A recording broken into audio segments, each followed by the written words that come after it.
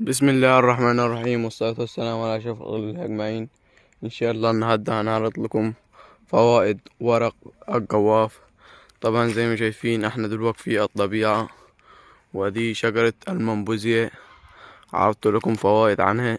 طبعا زي ما شايفين ده منظر شجر الجواف اهو. طبعا هنوريكم، طبعا زي ما قلت لكم هنقول لكم فوائد ورق الجواف.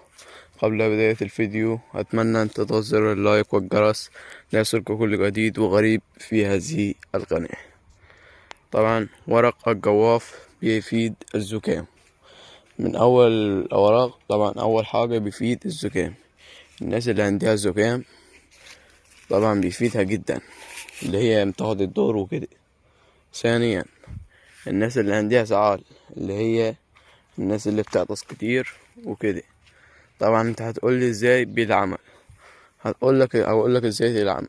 هقولك تقطع ورقة الورقة دي من الجوافة زي ما شايفين. دي تقطعها وتجيبها، وتجيب مية مغلية وتحطها فيه. تمام. وتحرك فهو هياخد طعم الجوافة. ولو عملتها بدون سكر أفضل، أو بمعلقتين فقط.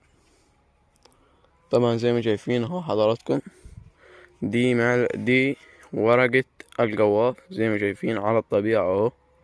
هو ده زي ما شايفين. طبعا هنقول لكم برضو فوائد ثانية. طبعا برضو بيدي قوة جدا للبطن. طبعا يعني مفيد جدا للبطن وأمراض كثير جدا برضو.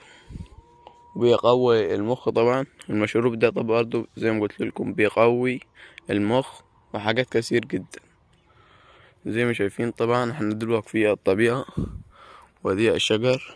طبعا لو ما انت ما عندكش شجر ورق جواف، ممكن لو عرضتلي هبعت لك ورق الجواف ببلاش عشان انت من المتابعين. زي ما شايفين طبعا اهو، ادي ورق الجواف ده على الطبيعة. طبعا انت بتعمله بمية سخنة زي ما قلت لكم، من عمل مشروب سخن زي الشاي او الكركديه. طبعا زي ما شايفين اهو، ادي اهو احنا في الطبيعة.